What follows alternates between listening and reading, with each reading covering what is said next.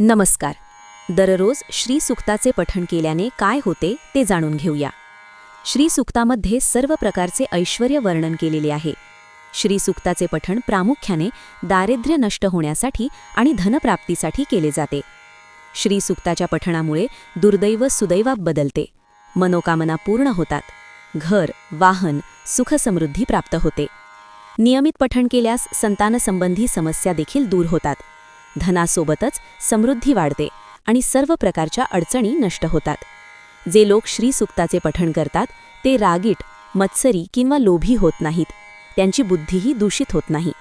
कर्ज, आजार, दारिद्र्य, पाप, मृत्यूभय, दुःख, मानसिक तणाव हे सर्व दोष दूर होतात.